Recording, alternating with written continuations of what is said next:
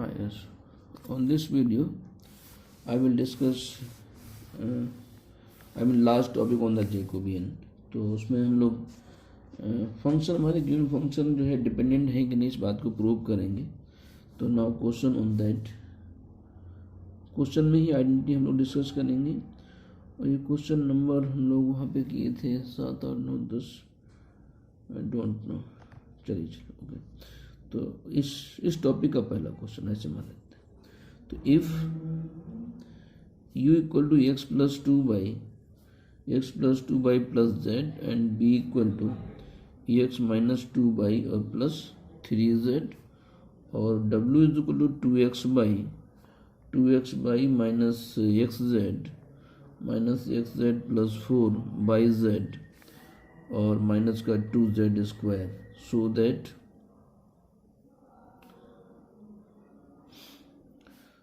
that they are not independent,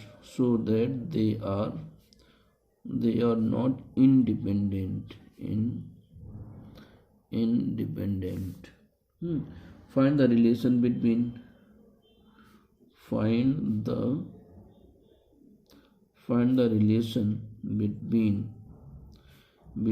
u b and w। तो ये question है यहाँ पे इस बात को हमें प्रूव करना है कि जो हमारे पास यू बी डब्ल्यू गिवन है ये नॉट इंडिपेंडेंट है यानी डिपेंडेंट है। और डिपेंडेंट की कंडीशन होती है कि इनका जैकोबियन 0 होना चाहिए। तो फॉर सोल्यूशन हम एज यूजुअल जो जैकोबियन फाइंड करते हैं, तो given that u equal to x plus two y plus z, b equal to x minus two y plus 3z and w equal to w हम लोग नीचे लिखते हैं, थोड़ी बड़ी वैल्यू है, w equal to 2x y minus x z plus 4 by z और minus का 2z स्क्वायर। ठीक है। तो now Jacobian डेवर u v W, Jacobian of you v W with respect to x y Z.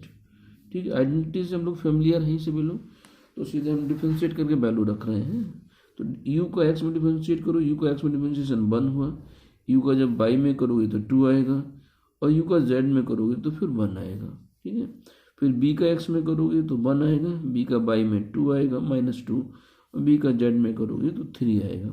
w को x में करो यहाँ से 2 बाई और माइनस का z, फिर जब y में करोगे तो यहाँ से 2x यहाँ से 4z प्लस 4z 2x और यहाँ से 4z, फिर z में करोगे तो यहाँ से z1 हुआ -x, यहाँ से z के रिस्पेक्ट में प्लस का 4 बाई यहाँ से माइनस का 4z, ये वैल्यूज हो गए। ठीक है। अब देखो हमें ये दो वैल्यू 0 करना है। ठीक है। तो इसमें ऑपरेशन करेंगे हम लोग, कॉलम ऑपरेशन है। तो कॉलम ऑपरेशन है कि 1 और ये 2 बाई माइनस जेड, यहाँ पर ऑपरेशन C2 माइनस 2C1, 2 का मल्टीप्लाई माइनस कर दो, तो -4 हो गया। 2 का मल्टीप्लाई माइनस किया तो ये 2x यहाँ से माइनस की 4 बाई प्लस 4z और प्लस 2z, तो ये 6z हो गया। फिर यहाँ पे C3 और माइनस का C1, 1 - 1 0, 3 - 1 2, और यहाँ पे हम सीधे कर रहे हैं तो -x और -2 बाई प्लस 4 बाई है तो प्लस का 2 बाई रह गया, फिर -4z प्लस z तो माइनस का 3z रह गया। ये वैल्यू आ गई। अब इसको एक्सपेंड करना है with respect to the first row, तो ये रो और कॉलम कैंसिल, इतनी वैल्यू बचेगी। 4 ये 4 से मल्टीप्लाई, ये 2 से मल्टीप्लाई, तो -4 तो ये प्लस 4x हो गया, यहाँ से माइनस का 8 बाई हो गया, ये प्लस का 4 3 12z हो गया, प्लस ये माइनस और ये प्लस, यहाँ पे कटोगे तो माइनस के साथ आएगा, माइनस का 4x। ठीक है। ये प्लस का हो जाएगा 8 बाई, ये माइनस का हो जाएगा 12z, तो 12z minus 8 y plus minus equal to 0। तो डिटरमिनेंट की वैल्यू यहाँ पे हमें 0 मिल रही है। Here equal to 0, so given functions, so given functions are not independent, तो इसका मतलब connectivity, given functions are relative connective हैं एक दूसरे से।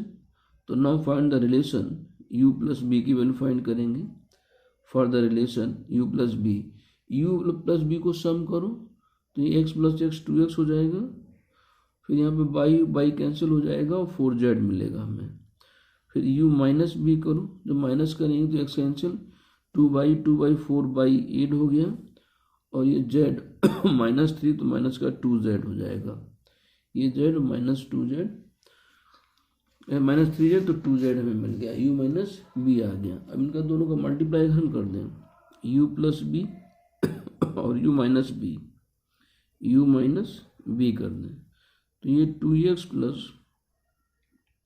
4z और ये 4 माइनस का 2z मल्टीप्लाई करते हैं हम लोग यहाँ पे, इज इक्वल टू, तो ये 4 का 2x के साथ में तो 8x हो गया, फिर इसके साथ में तो प्लस 16/z हो गया प्लस का, ठीक है। फिर यहाँ पे करोगे -2z तो माइनस का 4xz हो गया, और -4 दूनी 8z² हो गया। इसे 4 कॉमन कर लो, 4 कॉमन करेंगे तो यहाँ पे 2x और प्लस का 4 कॉमन किया तो 4/z माइनस xz और माइनस का 2z² हो गया। ये w के बराबर हो गया, equal to 4w। This is the relation between u v w। It means इनका मल्टीप्लाई करो तो u² minus b² is equal to 4w। तो ये वेक्टर फंक्शन के बीच में रिलेशंस हो गया। तो अल्टीमेटली जब भी यहाँ पे लिखा हो कि दे आर नॉट इंडिपेंडेंट तो उसका जैकोबियन 0 होना चाहिए, और रिलेशन फाइंड करने के लिए हमारे पास कोई एक फिक्स मेथड नहीं है, हमें यहाँ पे अपने रीजनिंग के अकॉर्डिंग रिलेशन सेट करना है, इन्हीं दो फंक्शन का मल्टीप्लाई एडिशन। तो जैसे यहाँ पर जेड की वैल्यू काफ़ी बड़ी थी, तो जेड की बड़ी होने के नाते हमने क्या किया, u plus b u minus b निकाला, मल्टीप्लाई करने पे हमें वैल्यू मिल गई। तो वहाँ पे इस तरीके से हमको रीजनिंग सेट करनी पड़ेगी। चलिए एक क्वेश्चन इस पे और देखते हैं, just a minute. Yes, if question number 2 on this topic, तो if u equal to x cube plus x² y plus x² z minus z², और ये x plus y plus z, b equal to x plus z and w equal to x² minus z² plus x y और minus का z y. Prove that u b w, prove that u, b and w are connected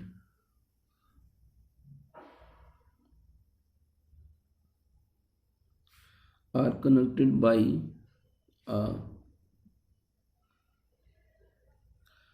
a functional relation, अब कह रहे हैं are connected, जो यहाँ भाषा क्या लिखे, are connected by functional relation. Functional relation से कनेक्टेड है, इसका मतलब क्या, फंक्शन हमारे डिपेंडेंट है, मतलब दे आर नॉट इंडिपेंडेंट। तो वो वहाँ भाषा लिखी दे आर नॉट इंडिपेंडेंट, यहाँ पर हमने connected by the functional relation बातें की है, ठीक है। तो फॉर सोल्यूशन इसका हम लोग जैकोबियन फाइंड करेंगे, तो हम लोग सीधे जैकोबियन लिख रहे हैं इसका, ठीक है। डेवर यू बी डब्ल्यू अपान डेवर एक्स बाई और जेड निकालने। यू में तो क्या गिवन था, ये था, इसको हम एक्स में डिफरेंशिएट करेंगे, ठीक है। तो यू को एक्स में एक्स क्यूब का 3x², फिर यहाँ से प्लस 2x बाई और यहाँ से हो गया plus 2xz, x cube x² by x² z, चलिए ठीक है, 2xz, और यहाँ से करोगे x के रिस्पेक्ट में तो माइनस का z, बहुत लंबी वैल्यू आ गई, तो चलिए कोई बात नहीं, करते हैं, क्वेश्चन लिख लिया तो करते हैं। z² हो गया x के रेस्पेक्ट में, x/z²। अब जब बाई में करोगे तो बाई यहाँ से आएगा और यहाँ से आएगा एक्स स्क्वायर बाई, तो बाई के रिस्पेक्ट में एक्स स्क्वायर मिला और यहाँ से मिलेगा माइनस का जेड स्क्वायर। जब जेड में करोगे जेड में करोगे तो यहाँ से एक्स स्क्वायर ये जेड क्यूब बना देगा। नहीं, जेड में जब करोगे तो ये जेड क्यूब अलग आएगा, इनके साथ वैल्यू अलग आएगी, तो माइनस का 2z एक्स प्लस बाई और फिर माइनस जेड क्यूब का 3z स्क्वायर भी मिलेगा, ये ऐसे आएगा। चलिए कोई बात नहीं। तो अब b का करो x में, b का x में 1 आएगा, बाई में 0 होगा, z में 1 होगा, फिर w का x में करो तो यहाँ से x स्क्वायर का 2x, ये 2x हो गया, यहाँ से प्लस का बाई हो गया, फिर जब बाई में करोगे तो यहाँ से x और माइनस z आएगा, z में करोगे तो माइनस का 2z और यहाँ से माइनस का बाई आएगा, ये वैल्यूज हो गई इज इक्वल टू। हाँ यस, इसी आगे देखते हैं हम लोग। तो हम यहाँ पे ये 1 0 1 है, तो एक 1 हम 0 कर लें, इसको कर लें या इसको कर लें भी एक्सपेंशन डिटरमिन करेंगे। तो यहाँ ऑपरेशन इज यहाँ पे C1 माइनस C3 कर दो, C1 माइनस C3 पे ये वैल्यू 0 हो जाएगी, ये 2x plus by minus by ये प्लस बाई हो जाएगा, तो ये 2x प्लस 2 बाई और ये माइनस जेड है तो ये भी प्लस का 2z हो गया। यहाँ पे आ जाओ 3x square minus x square, तो ये हो गया 4x स्क्वायर, ठीक है, प्लस 2x बाई और यहाँ पे 2x बाई नहीं मिल रहा है तो प्लस का 2x बाई हो गया। फिर आपका 2xz, यहाँ पे देखो 2xz माइनस करें तो प्लस हो गया,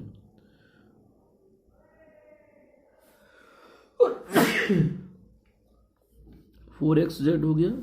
फिर इसके बाद में माइनस जेड स्क्वायर था, ये माइनस के 3 तो प्लस 3 तो प्लस का 2z स्क्वायर हो गया, और यहाँ पे 2zx और था, यहाँ पे 2zx नहीं था, 2xz और ये 2z हम ऐड कर चुके हैं, 2z बाई तो 2z बाई और आएगा प्लस का 2z बाई, ये वैल्यू हो गई। अब second term as it is रहेगा आपका x square minus z square, ये 0, यहाँ पे x माइनस जेड और ये वैल्यू दिख रहा है, हाँ यस, और यहाँ पे ये एक्स स्क्वायर माइनस का 2z एक्स प्लस बाई और माइनस का 3z स्क्वायर, ये 1 और माइनस का 2z माइनस का बाई, ठीक, ये वैल्यू हो गई। अब जब एक्सपेंशन करेंगे हम लोग सेकेंड रो के रिस्पेक्ट में, तो ये रो और ये कैंसिल हो जाएगा, ये डिटरमिनेंट हमें मिलेगी यहाँ से। तो और यहाँ पे वैल्यू 3 2 एलिमेंट है, सेकेंड रो थर्ड कॉलम, तो वैल्यू माइनस में भी आएगी, माइनस दिस वैल्यू, इसका इसके साथ मल्टीप्लाई, इसका इसके साथ मल्टीप्लाई, ये डिटरमिनेंट बनेगी हमारी, ठीक है। चलिए करते हैं, तो इक्वल टू तो ये वैल्यू हो गई 4, इसमें हम लोग को सिंप्लीफाई कर सकते हैं 4, चलिए मल्टीप्लाई करिए, सारे कैंसिल होंगे वैसे, तो 4x स्क्वायर प्लस का 2x बाई प्लस का 4xz प्लस 2z स्क्वायर और प्लस का 2z बाई प्लस का 2z बाई, और ये हो गया यहाँ पे 2x प्लस 2 बाई और प्लस 2z, ये हो गया x square minus z square और ये हो गया x माइनस जेड, ये डिटरमिनेंट आ गया।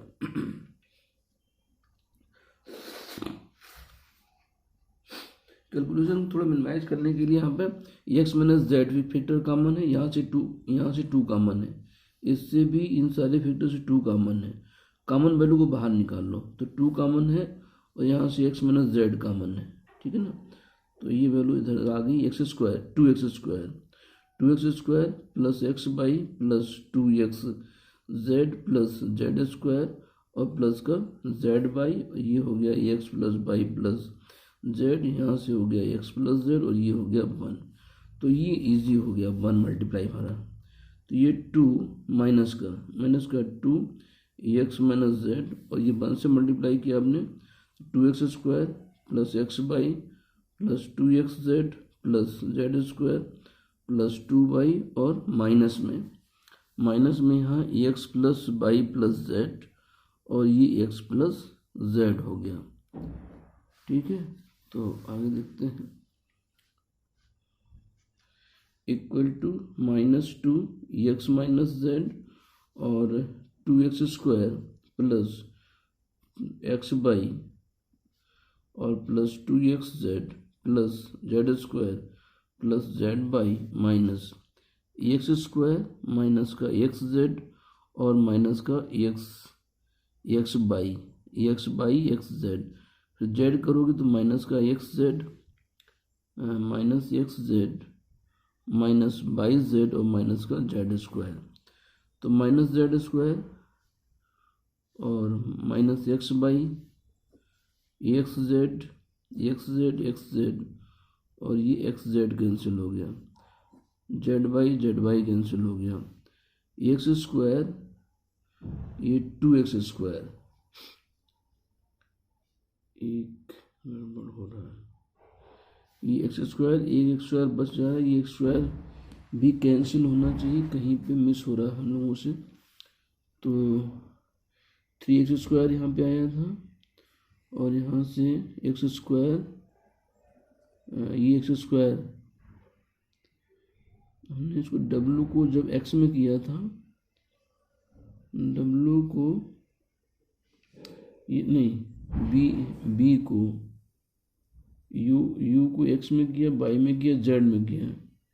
जब z में करने तब ये एक्स स्क्वायर यहाँ से मिला होगा और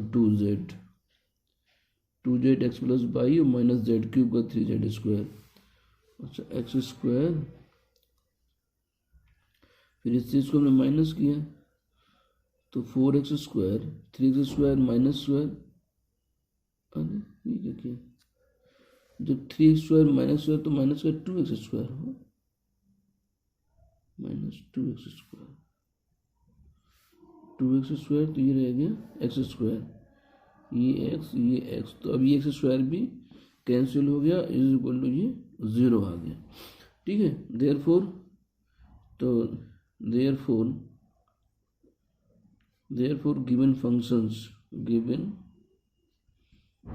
given functions are not independent या इन्हीं की भाषा ले सकते हैं, given functions are connected to each other। अब इसमें हमें रिलेशन और फाइंड करना है। रिलेशन के लिए तो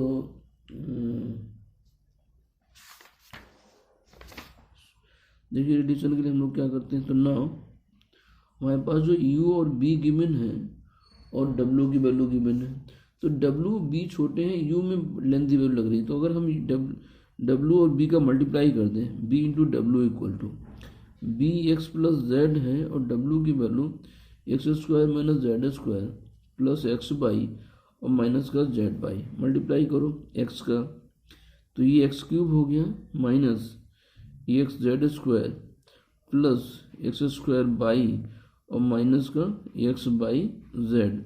जब एक्स मल्टीप्लाई जेड का करो तो plus x square z minus z cube और प्लस यहाँ पे एक्स बाई जेड और माइनस का जेड स्क्वायर बाई, तो एक्स बाई जेड ये कैंसिल हो गए। अब ये मिल गया हमें एक्स क्यूब, ये एक्स क्यूब, हाँ तो एक्स क्यूब हो गया, तो देखिए पहला टर्म हो गया एक्स क्यूब, फिर plus x square y x square y, फिर plus x square z x square z के बाद माइनस जेड स्क्वायर, तो ये x z square x square z और माइनस जेड क्यूब। ठीक है, तो यहाँ पे जेड स्क्वायर बाई भी है, तो माइनस एक्स और जेड स्क्वायर कॉमन कर लो, जैसा प्रूफ दिया हुआ एक्स, यहाँ से एक्स और यहाँ से जेड स्क्वायर कॉमन है, यहाँ से बाई आ गया और यहाँ से जेड आ गया, जेड स्क्वायर कॉमन हो गया, और इसके बाद में फिर ये तीनों टर्म्स हो गए हमारे पास, एक्स जेड स्क्वायर, फिर ये जेड स्क्वायर बाई और Z cube, x square Z हम यहाँ पहले लिख ही चुके हैं, तो ये वैल्यू किसकी हो गई, यू की, तो इम्प्लाइज दैट बी डब्ल्यू, ठीक है, बी डब्ल्यू इज इक्वल टू यू, ये रिलेशन हो गया इन दोनों के बीच में, ठीक है। चलते हैं फिर आगे। तो नेक्स्ट चैप्टर हम लोग आज स्टार्ट कर देते हैं, एक दो क्वेश्चन कर देते हैं, फिर आगे हम उसको फिनिश करेंगे बाद में। अप्रोक्सीमेशन एरर, नेक्स्ट चैप्टर इसी का अप्रोक्सीमेशन एरर का है, तो इस पर हम लोग डिस्कस करते हैं। अप्रोक्सीमेशन एरर, ठीक है ना। तो अप्रोक्सीमेशन एरर में कुछ आइडेंटिटीज हैं, पहले उनको मैं लिख देता हूँ। एरर डिटर्मिनेशन, ठीक है, एरर डिटर्मिनेशन,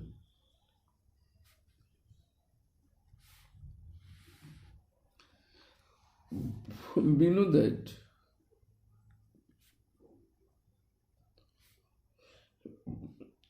limit delta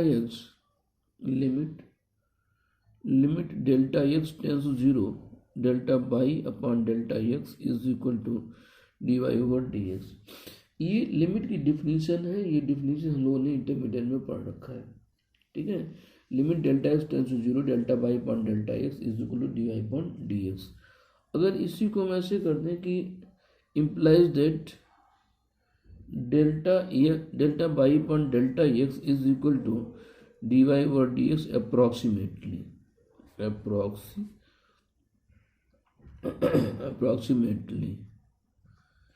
ठीक है ना।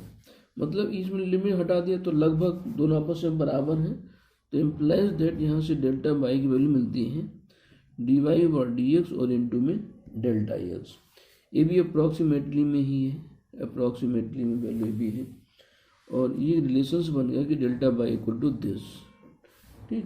अब इसमें 3 पॉइंट बनते हैं। Delta x is known as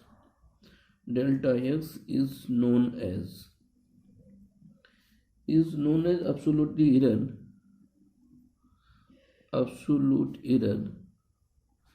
error in x।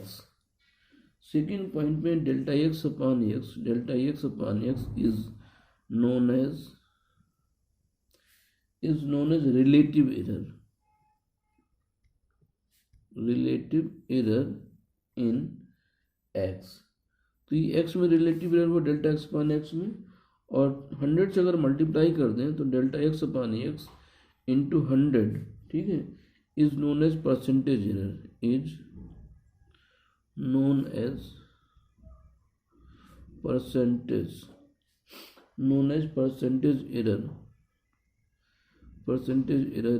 X, ठीक है। तो ये तो आइडेंटिटी है यहाँ पे। हाँ, ये जो वैल्यू लिखी हुई है डेरिवेटिव की, delta x tends to 0, delta y upon delta x equal d y by d x कैसे लिखते हैं, तो करस्पॉन्डिंग दो वैल्यूज, वाई की दो वैल्यूज का डिफरेंस, एक्स की दो वैल्यू डिफरेंस अगर 0 हो जाए तो कोई दो पॉइंट हमारे अलग अलग अपने आप में किसी एक पॉइंट की ओर टेंड कर जाएंगे, तो यानी वहाँ पे जो डिवाइड है दिस रिप्रेजेंट द स्लोप, ठीक है। तो वो पर्टिकुलर जो कार्ड है वो स्लोप कार्ड एक पॉइंट में कन्वर्ट होगा, यानी उसको हम टेंजेंट में, उसको उस पॉइंट में जो लाइन ड्रॉ हो रही है टेंजेंट को रिप्रेजेंट करेगी, तो डेरिवेटिव कहलाएगा फिर वो। इसलिए limit delta x tends to 0, delta y upon delta x equal to d y by d x लिखते हैं हम लोग यहाँ पे, ठीक है। चलिए इसमें क्वेश्चन करते हैं तो चीज़ें और क्लियर हो जाएंगी। तो क्वेश्चन है यहाँ पे थ्योरेटिकल क्वेश्चन रहते हैं, तो एक क्वेश्चन आता है बीटेक में। Question number first, the period of a simple pendulum,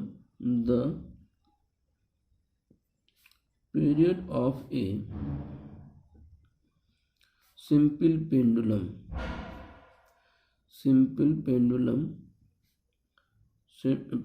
pendulum is t equal to 2 pi root L upon G just a minute।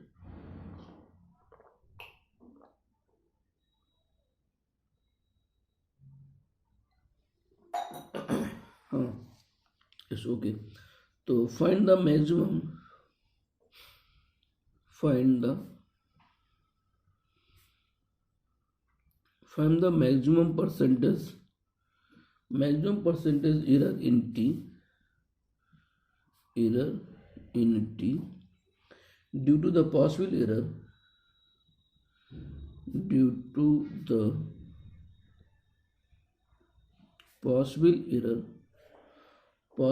errors up to 1% in L and 2.5% in G। ठीक है, तो for solution यहाँ पे जो given है हमें simple pendulum given that t is equal to 2π√L/G, ये given है। देखो क्वेश्चन में क्या है, period of a simple pendulum is t 2π√L/G, you know very well from the intermediate physics में पढ़ा होगा आपने। सिंपल पेंडुलम टाइम पीरियड के लिए फॉर्मूला ये t 2π√L/G। Find the maximum percentage error in t due to possible error up to 1% in L and 2.5% in G। G में जो error है 2.5% है और जो L लेंथ में जो एरर है वो 1% है। तो हमने ये t लिखा, इसका टेकिंग लॉग लिया इसका, तो taking log on both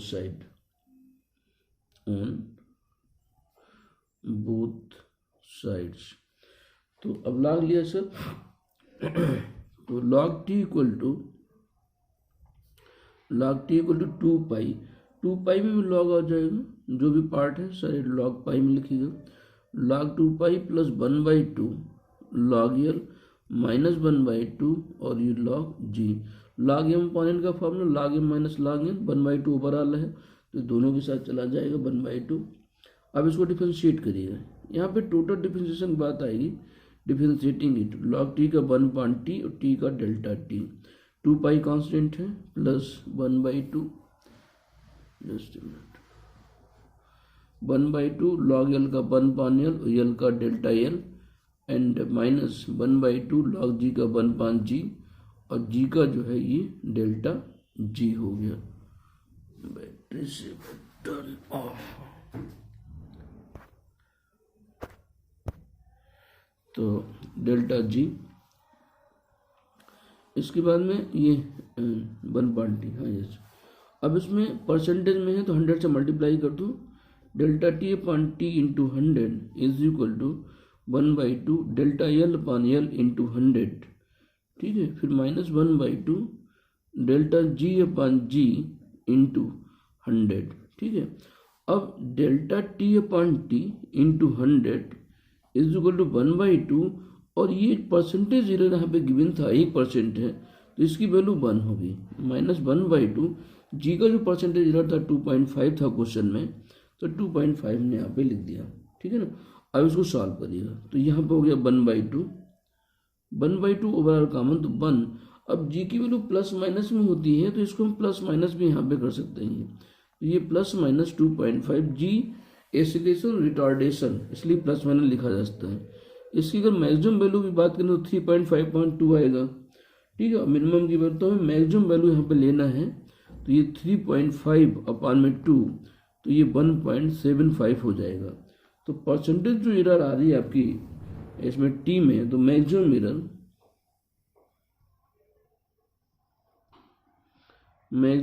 error in capital T is equal to 1.75%। It is your answer.